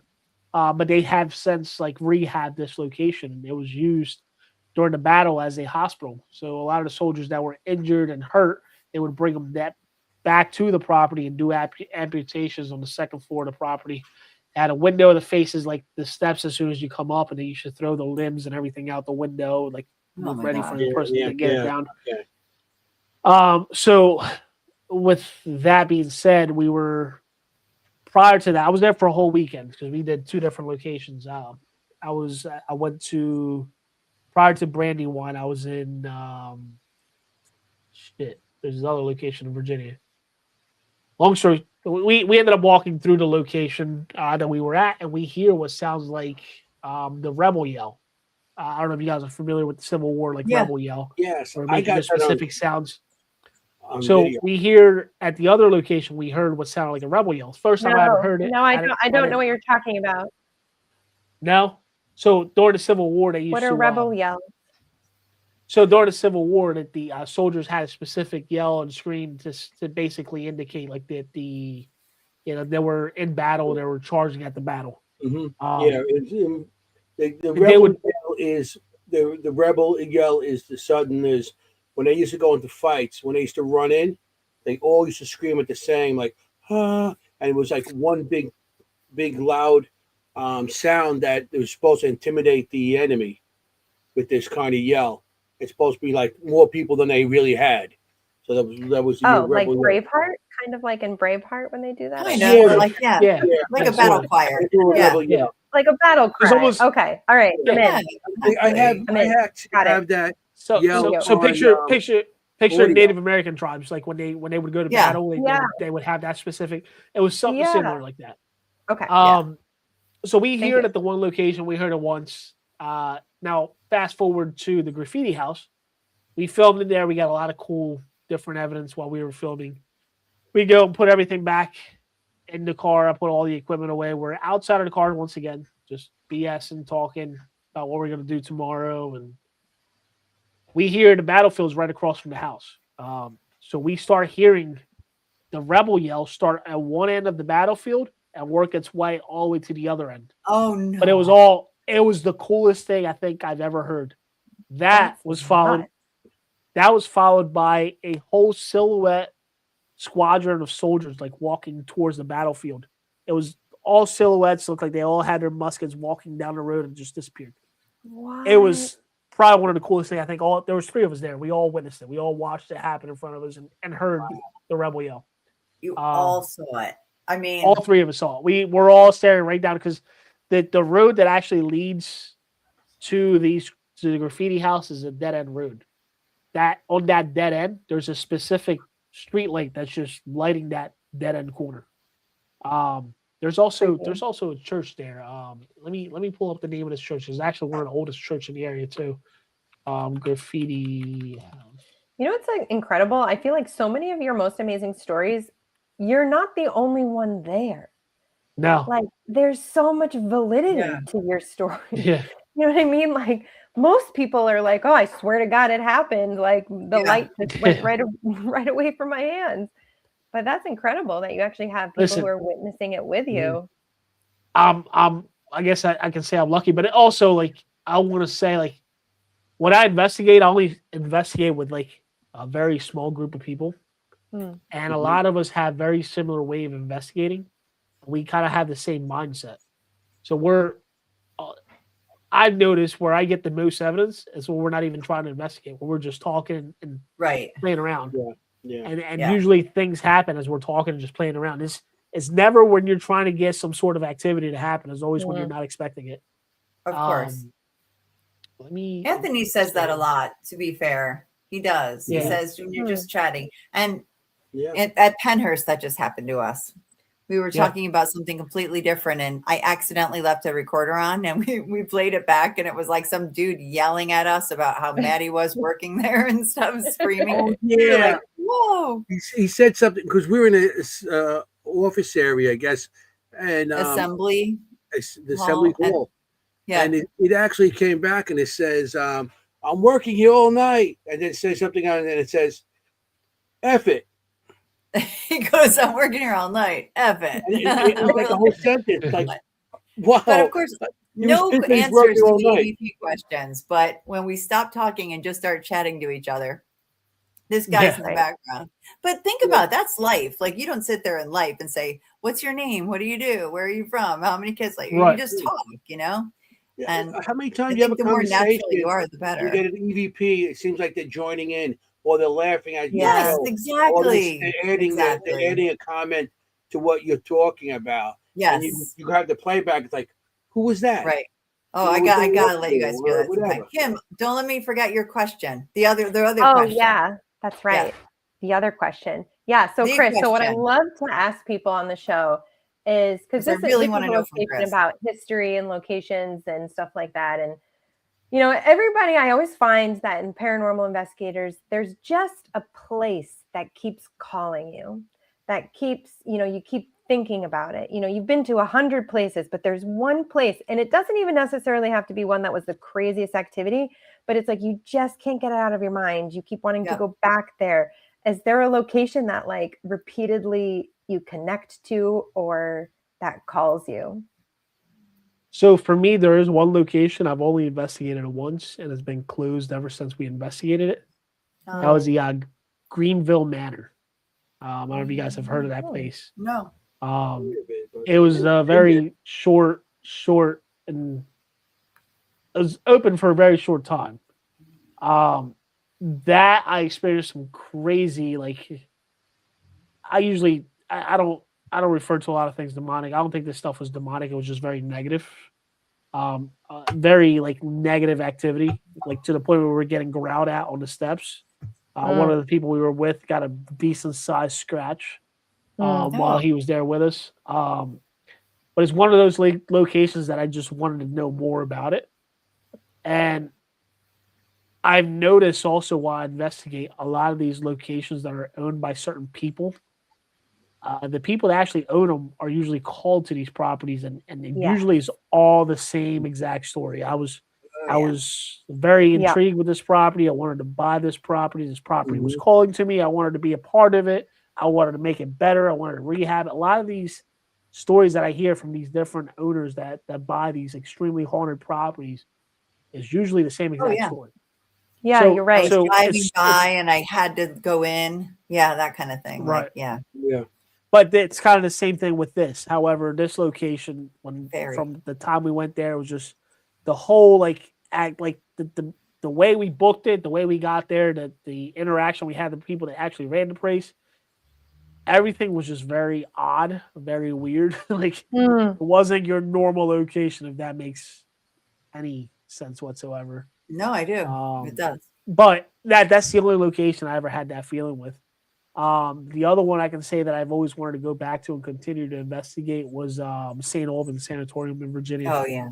Oh yeah. That location, my first time ever going there, that's one of the places that I actually experienced Native American war sounds in the attic of my house before heading there. It was me and I don't know if you guys know Paul from you know Paul, right, Anthony? Dixon? Yeah, Paul Dixon. Yeah. Yeah. So Paul and I were at my house. We were going to go there for the first time, and we're loading up the equipment inside of my truck, and we hear what sounds like a full-blown Native American doing the war sound in my attic, running across my attic wall. First of all, my attic is not a big attic. It's one of those ones that you just have to drop the steps and go up there and check. It was to the point where I actually grabbed like my gun and went up there looking, because I'm like, we heard this. There's somebody's up there. I don't know who's up there. We were the only two at the house at the time. Right. The entire ride, the entire ride up there, we kept seeing and witnessing what seems like shadow figures sitting in my back seat, riding up there with us. That's where the bald eagles come in. We start seeing a couple bald eagles on the way there, red-tailed hawks, a couple. It was a 6-hour ride, and the entire 6-hour ride, we kept seeing different things in the back seat, or almost something sitting in the back seat of the truck with us. We get there, and I decided to park in the back of the property, which everybody that was there with us, because we were going to be there for 36 hours. We're going to be investigating the place for 36 hours nonstop, just all-nighters, sleeping there and everything. So I park all the way in the back of the property. This is the first time meeting the owners of the place and everything like that. So we get up, we get inside. Everybody's parked in the front area. I don't know why I had to park in the back. I just felt like I needed to park in the back, and that's where I wanted to park. That's where I was going to leave my truck. That's it. We walked in, and we're talking. We get to talking. We're bullshitting for a little while, and We talked to, I forget her name. I think it was the owner at the time. And says, hey, when do you guys park? I said, I parked in the back of the property. She said, oh, that's pretty interesting. She said, Destination Fear was here. Like, I want to say it was probably 4 to 5 days before we were there. Destination Fear was here. They were investigating, and they were back in the area where you guys parked, and they captured what was a Native American making war sounds in the middle of a war between the Americans and the Native American. And, she said they captured that on EVP, and it was right in the same area we parked. And I'm like, huh, that's interesting because this is what we heard, and that's what I explained to her exactly what we heard prior to coming there. So it goes back to the Native American, like anything that's Native American related. When I go to these locations, I'll start hearing things at the house prior to going there. Wow. I'll start noticing things that are Native American related. And all of that has happened ever since I had that experience with what I've seen in my yard. Can I ask you a personal question, Chris? Do you have Native American heritage? So originally, like my nationality is Puerto Rican. I'm from Puerto Rico, so like a lot of Puerto Ricans are So a lot of Puerto Ricans are known for the Taino Indians. Right. I was going to ask about the Taino background. Yeah. Yes. So I do somehow believe that I'm somehow connected to that, and I think that is why I'm having all of these experiences. At least that's what it was explained to me with when my buddy was still alive and his family were, walking me through like the whole Native American process and what it means when when you see something like that, and that's kind of where we've kind of come to the conclusion we've come to, like related to that. Yeah, I think you got the connection because when you planted that plant for as a offering or thank you, I think they appreciate that and they stay with you to protect you or whatever. Because of your journey, you were generous to thank them and you respectful. So I feel that they're staying with you because of that. Yeah, it's like an agreement. Like you agree to this connection. Like you are consenting to this connection by planting this tree in offering. Yeah. Yeah. I love pre-investigation visitations. I always think those are so powerful. I get great information on pre-investigation stuff because it's, there's no time, right? There really is no time, and it's like, it's a connection. Like you make a pre-connection to that place and it opens up the gateway for them to come there. That's amazing. Chris, Chris, in the future show, if you want, send us like a location. Don't tell us the location, and you can tell us. Don't tell Kim. Kim will read it for you because we actually do that on the show. You send a location, you send pictures, and nothing that actually could give away anything. Right. Just nothing identifying. Something, and she'll read it for you. And she'll tell everything on that thing, and you'll be like, wow. I mean, she's amazing. She'll do like a pre-reading and then we'll play it during the show. Like she'll send it to us before. So we'll do that one time because you guys have locations. You might love it. I have a location I'm working. I already went there and filmed. I got a lot of activity. I got a lot of really good evidence. And there's a lot of history to that place, and some of the history that I've picked up on aren't very well known, and I don't think a lot of people know some of the history there. So I'd be interested if you do a reading on that. If you do, record it in advance and then send it to one of us, and then we still won't tell her till that night. You know what it is. We won't advertise it. You can send it, and we'll play it live. Yeah, I just need pictures. That's all. No pictures or an address, but. That like if you don't have pictures of a place, some people don't have pictures of a place or whatever. But I got plenty of pictures. I got drone shots or whatever you need. I got you. I love it. Cool. Anthony, time wise, I just want to definitely because I do watch the Signal Network faithfully. Can you talk to us a little bit about getting involved with Scotty and the Signal Network? Yeah, of course. So Scotty reached out to me. Obviously, wanted me to do some of my videos and specifically put them on the Signal Network. So we're talking about Scott Davis because we all know Scotty, so we're all saying Scotty, but we have people watching in like Minnesota and Texas and everything. So. Yeah, so it's been pretty cool. I mean, we ended up investigating a location up in Pennsylvania. It was Right, the theater. the Clifton 5 Theater. That was why actually prior to Scotty doing the Signal Network, that was something we did offhand. It was something that I was planning on just putting together, and it was going to be which it actually came out to be a pretty cool documentary. But my whole idea behind it was that I wanted to shoot a live documentary and then be able to play this documentary in the same exact theater that I filmed it for other people to Oh. watch Cool. the investigation of the location that they're sitting in, like that at that time. And That's awesome. it came out to be a cool documentary on my end. And we ended up capturing a lot of cool things. And then from there, after working with Scotty on that, he ended up asking me to be a part of Signal Network, and we Which made it ever since. Which right now there's only I think probably maybe like 4 videos that are up right now. Some of those videos are like my older videos.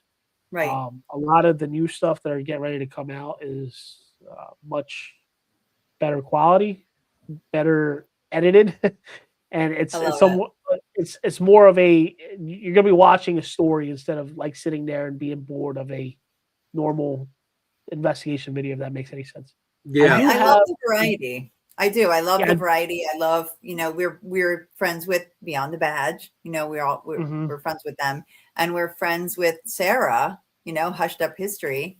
And we love it. We love Scotty. We love the Signal Network. So when I saw you on there, I was like, this is so great. What a great collab. I want to, are we running short on time here? A little bit. So that's why I just want to make sure that you tell us all your info so I can post it. People are asking where to find you. Yeah. Oh, well, you guys can find me at Supernatural Untold Stories on all social media platforms. And also, obviously, the Signal Network under the Supernatural Untold Story playlist. You should be able to watch all my full documentaries there. A lot of my quick little clips, quick little captures I've been posting on TikTok and YouTube. Trying to build my YouTube up. I started this whole new YouTube. I used to have United for the Unknown. From there, it became Supernatural Untold Story, rebranded everything. And that's kind of where I'm at. I do have multiple documentaries also that are out on the Scare Network. There's multiple 7-part series. There's a 5-part series on there. There's a 4-part. Oh my gosh. One of the cool investigations that I did was my hometown location where I actually grew up. One of the first locations I moved into when we came here from Puerto Rico. And it was an old internment camp that was used during the World War I believe, or World War II. I can't remember which one. But it was a newly built development that was built in 2020. That new development, a lot of the people that were newly to that location were experiencing a lot of the same activity. A lot of the activity dealt with fire, dealt with their locations, believing their locations to be on fire when it was actually not on fire. One of the girls that reached out to me, I went there for the first time, did a preliminary investigation. And one of the things that we kept getting was fire left while we were in her living room. And I couldn't figure out for the life of me what fire left meant. Not putting all of this together. A couple of days later, she sends me a text message and she says, "Hey, were you getting fire left the day you were here?" I said, "Yes." She said, "Holy shit." I said, "Well, what are you talking about?" She said, "Well, my neighbor to the left of my house ended up having some sort of mental breakdown, said that the voices in his head were telling him to burn his house down, and he ended up burning his house down." No way. Wow. So it was a house to the left of her property. So we think the fire left was actually from that. There's a warning. And we ended up doing a 3-day professional investigation there. It was all on Scare Network. You guys can look it up. It's called Darkness in Suburbia. Is the actual name of it. Darkness in very Suburbia. Yeah, Just very, very tell us cool the names location. of the documents because we're really running out of time. I know. Yeah, I'm sorry, man. I can send you guys the links, and you guys can just post it after the That's show. cool. Yeah, send us Would the you link. consider coming back sometime in the future and talking to us Of more? course. Whenever you guys want me to. He'll be I here. got nothing but time. I got a broken thumb. I love and it. got to work for a little bit, so we're good. Oh, good. Because I feel like we just barely scratched the surface with you. Yeah, I but I know. knew We that just would scratched happen. the surface. I You wish think we It had goes more so time. fast, 2 hours. You guys show that comes It does. on after us, and we only got like 7 minutes to Anthony go. knows I've got a list of questions like Yeah, on a piece of she paper always a has mile like a long. book of questions. I Kim do. Stewart, you see her face. She has more questions for you too. Awesome. Yeah, but we'll have you back, and if We will. that piece of if you want to send us any pictures you want Kim to read, just let us Yeah. know, and we'll Oh, send it that over would to be them. a Okay. cool thing to start with. So, Yeah. Yeah, of I'll course. give it a shot. We do have to call the show. I'm sorry, but I just wanted Chris, hang out afterwards. Don't hang up. Hang for a second. Don't hang Okay. out a couple minutes. Sounds good. After we leave. Okay, I just want to thank Chris. That you were Yeah, amazing thank you, tonight. Chris. Thank you, I'm Chris. glad Thank we had you. Nice meeting you. I've never met you before, so this Yes, is great. same here. Yeah, thank you guys for having me on. It was a blast. Yes. I had Th- nothing but fun. Went Thank so you for fast. being on. I got to thank the audience, everybody in the audience. We had a couple new people. Thank you for coming Yep. on. Yep. Yeah. Without the audience, we would be nothing right now. And so I just want to, I got to make this quick. I just want to tell everybody, if you want to be safe, when you go on investigation, you got to be safe. You have to be safe because you want to look for ghosts. You don't want to be a ghost. Ciao, familia. Forget about it. Hey. Good night, everyone. Good night. Good night. Good See you next night. week. Hey, how you doing?